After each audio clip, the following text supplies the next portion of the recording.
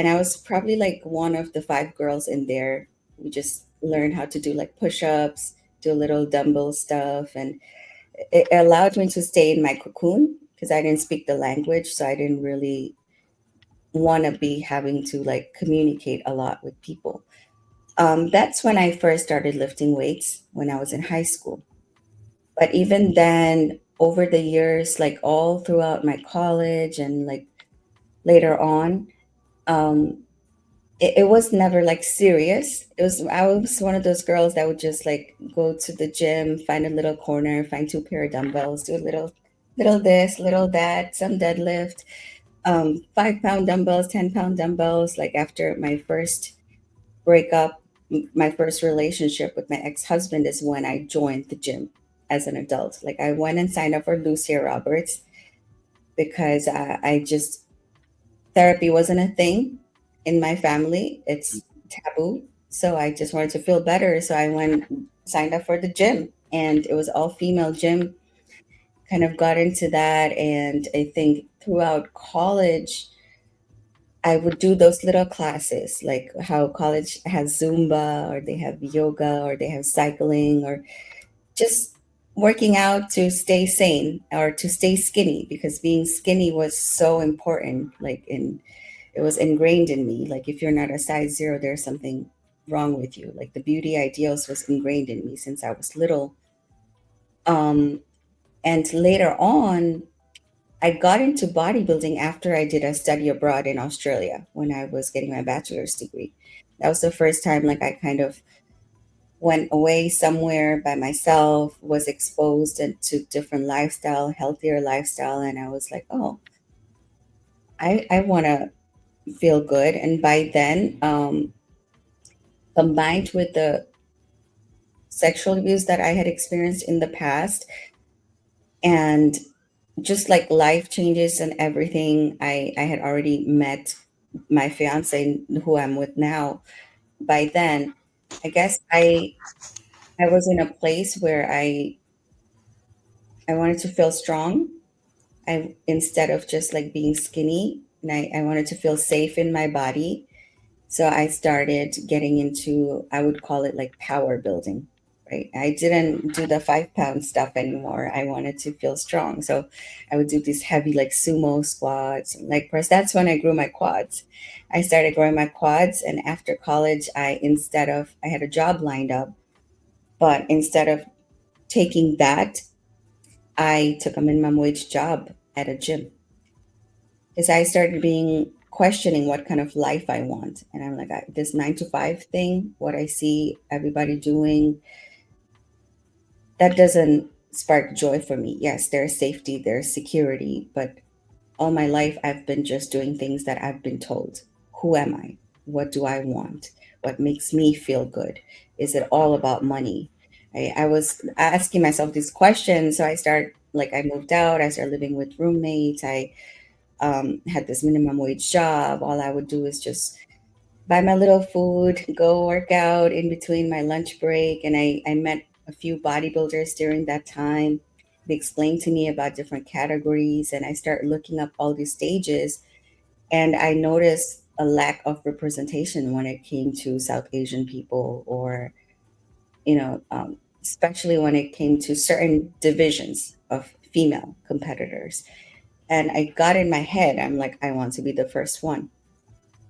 I want to compete. I started saying that like back in 2017, 2018. I was like, I want to be the first Bangladeshi IFBB pro. And yeah, and that's kind of like where it started. I did my show. There's been a lot of trial and tribulation, but that dream finally did come true in 2023 December.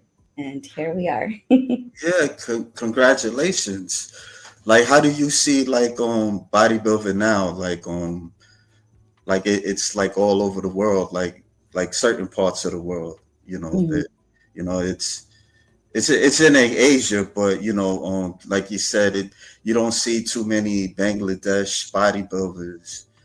I know like in India, well, you would say India and you got Bangladesh Neighbor is kind of countries, they're next to each other. Yeah. yeah, yeah. That's I know they, the women they like like two divisions. They have like bikini and figure, if I'm not mistaken.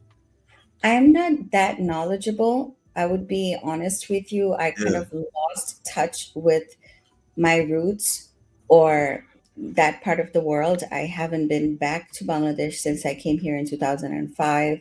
yeah, My relationship with my family is pretty estranged. I don't have a lot of ties to my culture or news or any of that because over the years since I came here, as I found myself, my identity, my passion, I did things differently than what is expected of me. Hell, like I'm engaged to a black man. My family haven't even like bothered meeting his family.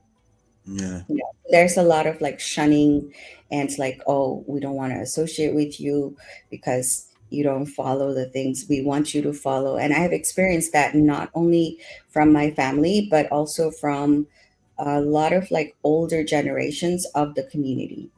I have received a lot of love and acceptance from the younger generations that are like in their 20s or maybe early 30s or even teenagers that are coming up now with social media. And like right now, bodybuilding is a lot more welcomed versus the older generations. Like my mom would literally tell me, "It's like, oh, you look like a man." yeah, When I get shredded and my veins coming out, she's like, "You look like a man." You know, so I understand there's like different generations that I respected, but for my own sanity, I had to distance myself so that I can surround myself with people who understand this lifestyle, who love and support me, because sometimes we need to hear it from outside before we start to believe that we are worthy of the success. yeah, yeah. That's tough. I'm not gonna lie to you. Like, especially when you was talking about the colorism, you know, yeah, I mean, I mean, I would say, Thank you. yeah, I mean, you're an attractive woman, like for you to go through all that. So, It's just the beauty ideals are different in different parts of the world. Like I yeah, understand, I respect it, but sometimes like we just cannot take on other people's perception of us if it's not gearing us to the right mindset that we need to get to. And yeah, that's okay. Like I have mad respect for my parents. I know they did the best they could. Sometimes people's mindset and certain things are so important to them that it's not worth me getting into like I don't need to make you change your mindset. I yeah. see it. I understand why you believe that. I respect it, but I don't want to be a part of it. Yeah, I can understand that. I Mm. can understand. Yeah. So your husband, I know he's a bodybuilder, right? He did his very first competition last year. Uh-huh. I kind of inspired him. He's been like around with all my shows and everything over the years, and he played football in high school, so he had the background of working out and things like that. When we met, he was mostly doing powerlifting. Believe it or not, one of the reason I started going to the gym more is because of him, because he would be in the gym and I'm like, I want to be there with you. Like, so it kind of became our thing. On the weekend we'll go work out together, get a cheat meal. But the competing part and the discipline and all that, I'm the one who got into that. And he did his first show finally, like last year. He's nationally qualified now in the light middleweight bodybuilding division, but he's in his 40s, so he may try to win his pro card in the Masters. But we'll see. Like Yeah, it's a full time job supporting somebody who's like competing at this level, and like two people competing at the same time, like being in prep and maintaining a household, all the bills. It's a lot of work, so we kind of have to like plan it out, our next steps. yeah. I mean, you guys understand each other, what you go Yeah. through. I can imagine if you was married to somebody that wasn't really a part of Mhm. the bodybuilding world. I can imagine for them that is because it's different. Yeah. It's like the prep and all that, the changes that you guys go through. So I'm like, It's a oh full-time job. Even like my physique, I'm like a three different person during cut, yeah, during bulk and like during maintaining, and we joke about it. He's like, I get three women in one. Yeah, yeah, yeah. That's good. So like what's your like your plans? Do you have any plans for the upcoming Moving forward. months moving Um, forward? I'm not ready to share the plan yet Okay. about like what I'm doing for the rest of the year. Um, but I have gotten judges' feedbacks from Steve, from Tyler, and pretty much what I was told is that I have a good structure. Like I have the proportions for the division, but my conditioning wasn't at the level that they look for now at the pro stage, at the Olympia stage, which is something we already knew. Like I kind of crash coursed into this show so that I don't look terrible. But pretty much for me to be competitive, I would have to lose another 10 to 15 pounds. Mm, And given how hard it was even to drop that weight, we need to do some work to see what my blood work is like. I am an enhanced athlete, so hormones and things like that plays a role. So this week I am doing like a deload and reversing. I was at 700 calories a day at some point. So it takes a toll on your body. So now we're increasing it slightly. I'm at like 1200 calories and giving myself a little mental break. And we're going to kind of regroup and figure out what to do next, whether to do another show or whether to do like a little health phase to kind of figure out what's going on inside of my body and the hormones, because like these things are expensive. Like doing these shows, if you're not fully sponsored, like it adds up, and you don't want to keep getting back on stage and placing even on the top 5 is not good enough, because unless you were first place, you don't go to Olympia. yeah, yeah. I mean, how does bodybuilder keep your sanity? So for me, everything I am, I can say it wholeheartedly, and everything I know, bodybuilding have taught me.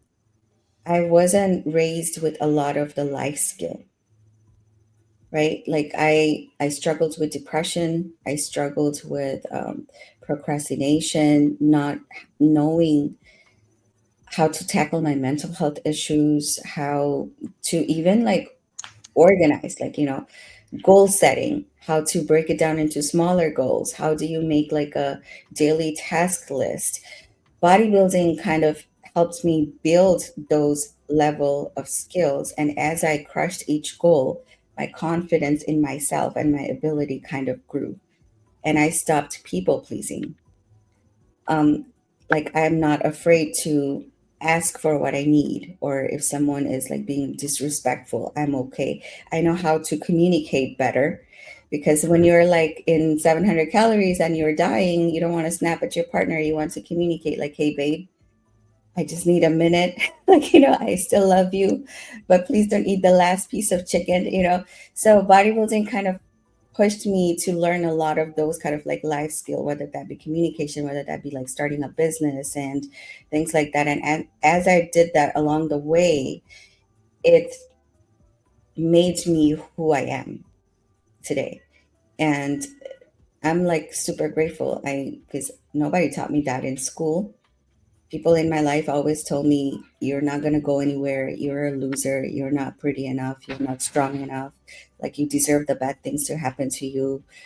So bodybuilding and the community and the opportunities that I have or that are even opening up, that completely transformed my life. Yeah. I mean, you said like your culture they don't believe in therapy. At one point, did you thought about going to therapy? Did Oh, you I have feel like been. therapy? Huh? I have been. Oh, Since okay. I went to college is when I think New York Presbyterian Hospital had like a collaboration with Hunter College, and not even that, even when I went to community college in BMCC, like all those opportunities, I was a straight A student. Like I graduated with 4.0, and most of my college things were paid by scholarships, or I worked as a bartender to supplement, and I would work at night to pay for my college. I did not, I believe I did not get to where I could go to education wise because of my mental health issues. That is something I do have in my radar, depending on how my life turns out with a lot of different things with bodybuilding and things like that.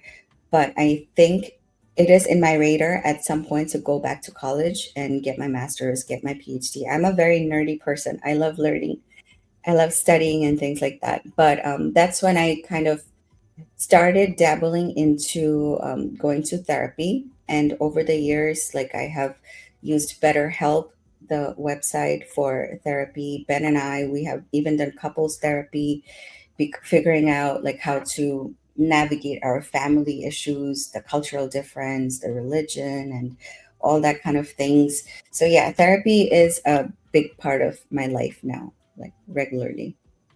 You think at one point you're gonna bring bring your husband to Bangladesh just for a visit? I don't plan on ever going back to that country unless Trump forces me to go back.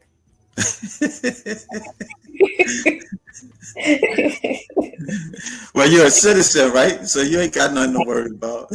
Yeah. You ain't got nothing to worry. I Oh, haven't been back. Like one of the reason I haven't been back when I was younger is because I was fearful of my family arranging a marriage and taking away my passport and like taking me there for a trip, getting me married to somebody and just leaving me there or wow. something like that. Because things like that had happened to my friends. So I never went back. Yeah, And later on, over the years, I just felt more and more disconnected, and I received a lot of hate, not just from my family members, but from people from Bangladesh in general, especially the ones that live there. You got to understand, it's a very religious country, yeah, hardcore Muslims. Like honor killing is still a thing. My own cousin would message me and be like, you should drink poison and kill yourself. My own biological cousin. So even now, like there are certain topics that when I have to conversation with, because I speak on topics that are taboo. Like I spoke to my mother about her nephew sexually molesting me when I was 6 years old. And I'm like, we need to do better. We need to do different. We need to talk about these things and educate our future generation. And her response is like, well, this is how the culture is. We don't talk about these things. But then again, me speaking on that topic openly allowed a lot of my other female cousins to come to me in private and be like, wow, it makes sense why you are the way you are. Thank you for speaking on this topic because we went through these too. yeah. Oh man, that's a little tough. That's a little tough. I don't even. I'm kind of speechless on that. Like, I mean, I knew a little bit of like the strict cultures. Your where you're from, but I didn't know to that point. I think like the Arab world is a bit strict, like really traditional, and Indian culture is very they traditional. They, certain things a woman can do, certain things a woman can't do. So yeah, that's pretty rough. Like, you And know, it's like um, sometimes because a culture looks at woman's body as sacred doesn't mean that abuse is not happening behind